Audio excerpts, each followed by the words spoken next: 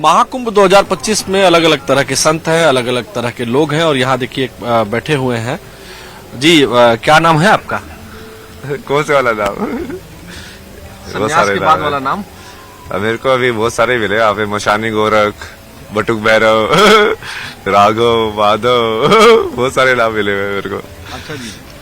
सर्वेश्वरी, जगदेश्वरी, जगदीश। जिसको जो दिखता है। अब क्या करें, दुनिया में कभी भी अंत हो सकता है यार।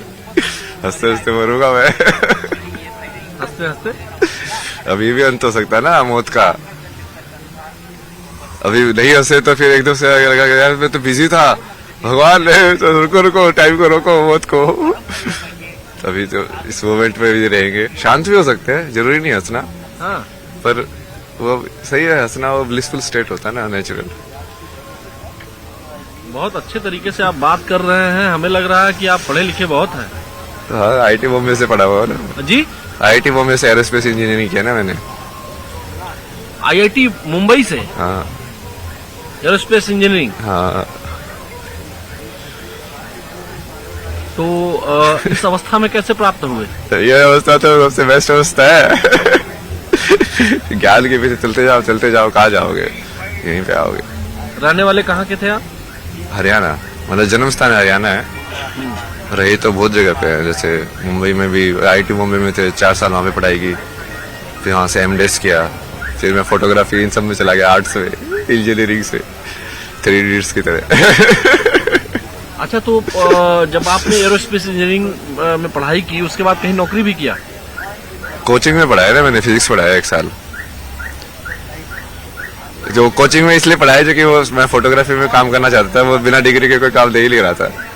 तो 1 साल वो कोचिंग में पढ़ा के उसका एक एंट्रेंस होता है अलग से, फिर वो क्लियर करके फिर से वो मास्टर्स इन डिजाइन डिग्री है ना, ये डिजाइन में होता है, interaction design, visual communication, product design, animation, ये सब चीजें। तो वो सब चीजें सीखी पहले। फिर अच्छा। वो ऐसे हुआ ना, तुम जिंदगी का मतलब ढूंढते जाओगे। तो पहले जिंदगी का मतलब, जैसे मैं इंजीनियरिंग टाइम पे भी फिलोसफी के कोर्सेज लेता था, ये पोस्ट मॉडर्निज्म, सोक्रेटिस, प्लेटो, ये सब भाई क्या बोल रहे हैं। समझने के लिए ना कि मीनिंग ऑफ लाइफ है क्या, करना क्या है। तो समझ में आया मीनिंग ऑफ लाइफ? तो उस टाइम पे समझ में आया कि अच्छा पैशन मीनिंग ऑफ लाइफ है। तो मैं चलो फोटोग्राफी करेंगे भाई, घूमेंगे, ड्रीम लाइफ जिएंगे, हर जगह जाएंगे, अपना पैसे भी आएंगे, मजे भी करेंगे, सब दुनिया ही दुनिया है। तो पैसा कमाया? हाँ, पैसा तो मैं वैसे भी कमा ही सकता था, पर वो फोटोग्राफी वाला पैशन उसको पूरा किया मैंने। मतलब ट्रैवल फोटोग्राफी, ट्रैवल फोटोग्राफर था ना मैं। कब आए यहाँ? यहाँ पे तो कल ही आए थे। अखाड़े में तो सुबह ही आए, मतलब आज। इसके पहले कहाँ रहते हैं? इससे पहले काशी था मैं, 1.5 महीने के आसपास। अच्छा जी। काशी में बहुत सारी बैठ जाए आप बगल में आपके? हाँ, आराम से बैठिए यार। इससे क्या दिक्कत है? ये गाड़ी भी यहीं हो रही, तो यहीं आप बैठते हैं या कहीं और भी बैठते हैं? नहीं है, तो मैं अंदर रखा था ना, तो बाहर ये बस थोड़ा सा। हाँ भैया, थोड़ा जल्दी निकल जाओ। हाँ। अच्छा, ये बताइए, यहाँ पे हम लोग, आप यहाँ पे इस जगह पे ये पाइप पे क्यों बैठे हुए थे? नहीं, वो बैठने की जगह ही वही थी, तो कहीं पे बैठ जा, मैं तो नीचे ही बैठ जाता हूँ। तो कितने साल से बनारस में है? नहीं, 1.5 महीने से था। उससे पहले 3-4 महीने ऋषिकेश था। उससे पहले फिर मैंने पद यात्रा किया था 2000 किलोमीटर के आसपास ना। मनाली से चलना शुरू किया था पहले, रोज चलता था 20 किलोमीटर, पूरा 4 धाम के, फिर ऋषिकेश आया। ये आपकी ये इस अवस्था की यात्रा कहाँ से शुरू हुई? ये वही है ना, तुम वहाँ पे जाओ, ढूंढा, वहाँ पे नहीं मिला, फिर फोटोग्राफी किया, फिर वो भी नहीं मिला, फिर वो सो गया यार क्यों घूम रहा है तू, घूमे जा रहा है, कोई है ही नहीं तेरा, अपना अकेला ही जा रहा है, जुलिया में जी रहा है, कुछ पता ही नहीं तुझे। फिर वो सब छोड़ के धर्मशाला चला गया। फिर वहाँ पे मैंने बेसिक चीजें सीखी। मेरा खाना बनाना तो आता ही नहीं है। दुनिया में इतनी सारी चीजें सीख ली, अभी ये बेसिक चीजें समझ में नहीं आती तेरे को कि खाना कैसे बनता है। तो समझो थोड़ा स्टिल माइंड को ना कि हाँ, छोटी छोटी चीजों पे ध्यान दो जिंदगी की, रोजमर्रा की एक एक चीजें जो तुम कर रहे हो वो कैसे होती है। तो माता पिता ने पढ़ाई लिखाई कराई थी आपको? पढ़ाई कहाँ है? मम्मी पापा कहाँ है? मम्मी पापा ने तो जैसे ही तुम भगवान का नाम लेते हो, आधे तो भारत में ऐसे बोलते हैं भाई ये तो पागल हो गया। जैसे तुम ध्यान में बैठते बोले तो बाबा बोलेगा, ये तो भाग जाएगा घर से। मैं कहा, यार बाबा बाबा नहीं बनना भाई, मैं तो अब ये चीज सोच में आई कि हाँ ये असली ज्ञान तो यही है। अब मन को समझना है, मेंटल हेल्थ या कोई और चीज को तुमको ठीक करना है, तो यही करके करोगे। तो लेकिन लोग तो कह रहे होंगे कि आपकी मेंटल हेल्थ ठीक नहीं है। तो लोग तो कुछ भी बोलते हैं तभी तो चालन तो मैं हूँ, लोगों से फर्क क्यों नहीं पड़ता मुझे। फर्क नहीं पड़ता। महादेव भगवान सब को करते मानते हैं, महादेव शिवा। तो भगवान शिव को तो कभी कभी गुस्सा भी आ जाता है। अब मुझे तो बहुत आता है थप्पड़ मार दिया था मैंने एक को। अच्छा, कोई पूछते नहीं है कि इतने बड़े बड़े नाखून कर लिए हैं, बड़े बड़े बाल कर लिए हैं, पूछते रहते लोग, तो क्या जवाब देते हैं उनको? सबको अलग अलग जवाब देता हूँ अच्छा, जो स्कूल कॉलेज में गए होंगे तो कुछ पर्सनल नाम तो होगा स्कूल कॉलेज वाला। है ना, अभय सिंह। अभय सिंह, लेकिन अभय सिंह मॉडर्न लड़का, इंजीनियरिंग की पढ़ाई किया, आईआईटी मुंबई। आईआईटी में लोगों का एडमिशन नहीं होता है। आपका एडमिशन हुआ, पास किया आपने, एरोस्पेस इंजीनियरिंग में थे आप, और अब ये बड़े बड़े नाखून, कंठी, माला। और नहीं ये तो वही तो कर रहा हूँ मैं। आप देखो ना, अभी वो सारे ज्ञान को एक साथ कर रहा हूँ ना, अभी जो जितना भी अटेन किया है। अब जब आप मान लो ग्राफिक डिजाइन सीखोगे फॉर्म्स आप कैसे बनाते हो, अब फॉर्म्स, विजुअल फॉर्म्स कैसे बनती है ना ये, तो सबसे पहले तो आपको जो बेसिक फॉर्म्स जो है ना वो सर्कल है। अब तुम चालू करते जाओ, सर्कल मतलब एक्चुअली में वो सर्कल नहीं है, पॉइंट है बेसिक फॉर्म। अब पॉइंट से तुमने उसको घुमाया विजुअल के अंदर ना, उसको मोड़ा तो क्या बना, या तो सीधा घुमाया तो लाइन बनेगी, नहीं तो वो कर्व बनेगा, है ना। अब उसके तू जोड़ के उस कर्व के अंदर क्या हो गया, 2 पॉइंट हो गया। अब 1 से 2 हो गया, 1 पॉइंट था से 2 पॉइंट हो गए। अब ये कितनी लाइन जोड़ के तुम पहले एक क्लोज्ड फॉर्म बना सकते हो। ये आपने ये जो बनाया हुआ है, इसमें ये क्या है? ये तो 3 का है ना, कि 3 के कॉम्बिनेशन में तुम बेसिकली परम्यूटेशन एंड कॉम्बिनेशन कितने कर सकते हो। जैसे 1 2 3 है, तो उसको तुम कैसे कैसे कनेक्ट कर सकते हो। ये मैथमेटिक्स है ना। ये आई एम ओ 0 शून्य, आई एम 0 इन संख्या, संख्या। वाई यू आर 0 इन संख्या? शून्य ना, वही तो है चेतना मतलब। अच्छा, शून्य चेतना है। हाँ, जैसे संख्या जो है ना, कि तुम 1 हो कि 2 हो कि 3 हो, यदि तुम्हारी चेतना 1 है तो तुम शून्य हो। यदि मैं मान लो, जैसे मैं अभी 3 चीजें होती है कि आदमी अपने आप में बड़बड़ाता है, अपने आप में बड़बड़ा, या तो वो अपने आप से बात कर रहा है, या इसको ये मान लो कि प्रकृति से बात कर रहा है सीधा। मैं उस प्रकृति की एक फॉर्म से बात नहीं कर रहा, मतलब ये हवा से भी बात कर सकता हूँ मैं, क्योंकि मैं हवा को भी जिंदा मानता हूँ। समझे आप? तो अब वो जब आप वैसे सोचने लग जाओगे तो आपको तीनों विचार एक हो जाएंगे। जो आप अपने आप से बात करते हो, जो आप प्रकृति से बात करते हो, और जो आप प्रकृति के किसी एक हिस्से से बात करते हो, जैसे आपसे बात कर रहे हैं अभी। अच्छा, मान लीजिए मैं भी एक प्रकृति का हिस्सा हूँ, और इस हाँ। नाते अगर मैं आपसे पूछूं कि इस समय हवा में क्या है, प्रकृति आपसे क्या कह रही है? यही कह रही है, मजे कर, मजे करो। महादेव बोलते चलता रहा। ये क्या है? ये क्या बनाया है आपने? ये तो पंचकोश है ना ये। अच्छा जी, ये 1 2 3 4 5। 5 जो बॉडी होते हैं ना आपके, पंचकोश बोलते हैं उसको, 5 शीट्स जो बोलते हैं। इसमें आपने लिखा है क्या क्या है इसका? थोड़ा डिराइव करिए इसको। इसका भी डिराइव करे। तो अभी जैसे मैं अभी जिसमें हूँ ना, आप उसको बोल सकते हो कि मैं आनंदमय कोश में हूँ। आनंदमय कोश में मतलब कि अब मेरे को फर्क ही नहीं पड़ता है, जो शब्द निकल रहे हैं। बिल्कुल बिल्कुल तुम फ्री फ्लो स्टेट जिसको बोल सकते हो, लाइक हाँ, जैसा मैं हूँ वैसा हूँ। मैं बीड़ी भी पी सकता हूँ, कोई नहीं है भाई, ऐसा ही हूँ मैं।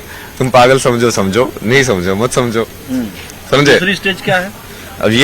अब ये अंदर से चालू कर रहे हैं हम ना। हाँ। तब उसके बाद विज्ञान में कोश आता है। विज्ञान में कोश मतलब कि जहाँ से बुद्धि का जनक होता है, महत्व का। तो यहाँ पे इस डायग्राम में इसलिए समझाता हूँ ना मैं। सबसे पहले डिफरेंशिएशन जिसको बोलते हैं ना, कि हम किसी चीज को 2 बता पा रहे हैं।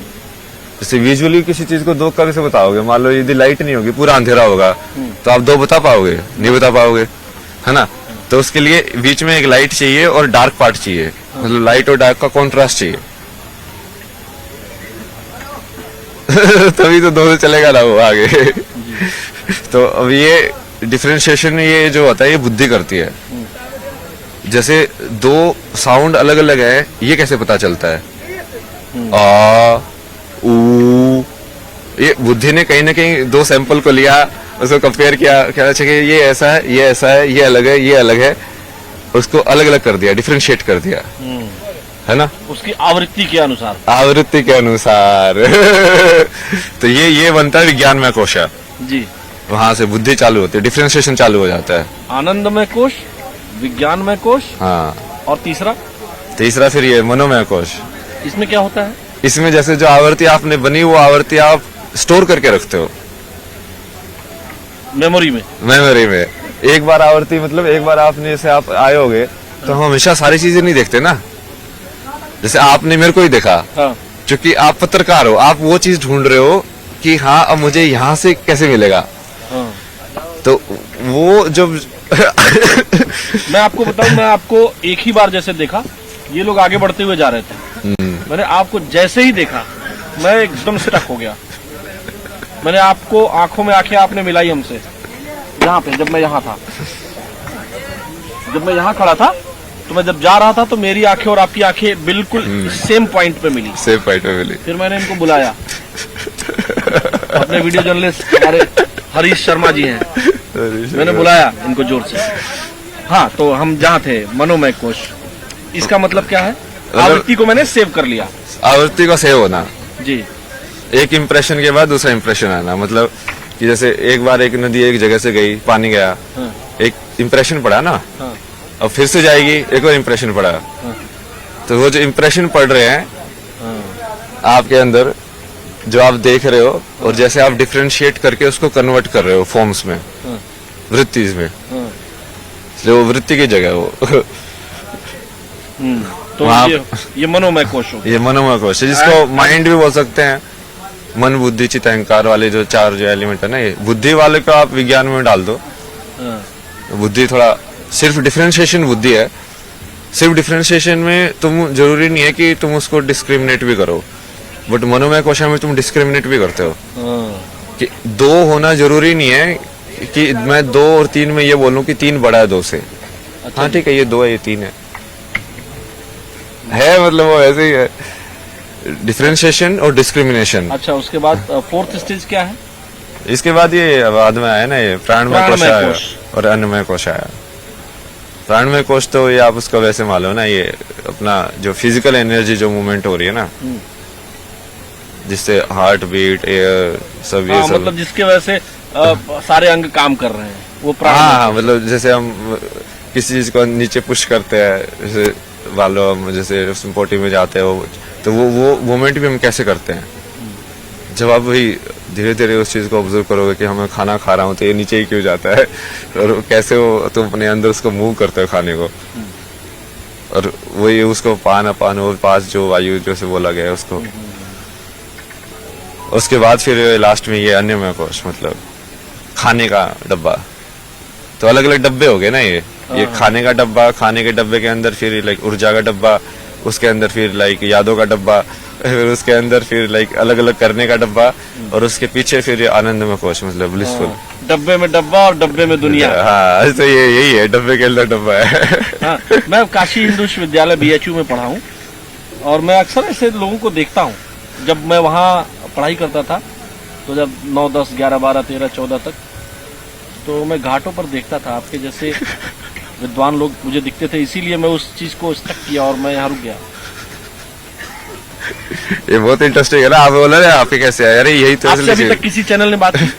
नहीं आए तो ऐसे आज ही है, वैसे आपने बात की पहले। लेकिन पहले मुझे पता नहीं क्यों लगा। अच्छा, ये बताइए, इतने बड़े बड़े नाखून हो गए हैं, नहीं तो क्या नहीं, शक्ति के लिए क्या नहीं, इससे कौन सी शक्ति मिलती है? नहीं ये उसको जैसे फेमिनिन मान लो। अब तुम्हें कैसे समझ में आएगा कि यार बड़े नाखून होके रहना कैसा होता है, मतलब तुम फीमेल कॉन्शियसनेस में कैसे जाओगे?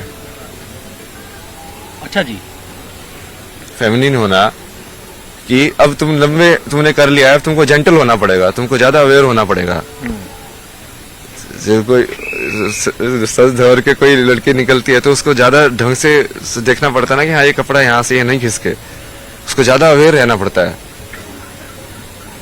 अब हम मैस्कुलिन जिसको बोलते हैं उसको हम रफ एंड टफ वाली चीजें बोलते हैं कि यार छोड़ो यार, जो भी है पहनो, डर किया, वो मैस्कुलिन एनर्जी है जो करती है, और जो फेमिनिन एनर्जी है वो धारण करती है वही उस चीज को। अच्छा जी। तो उस चीज को समझने के लिए तुमको कई बार वही उस अवस्था में उसको देखना भी पड़ता है ना कि अच्छा ये है, मतलब ऐसे जीना, ऐसे रहना, लेकिन जेंटल रहना।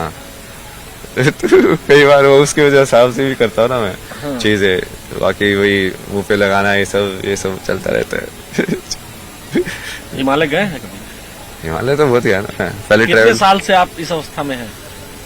किस अवस्था में? इसमें तो ये मान लो कि 3.5 साल के आसपास।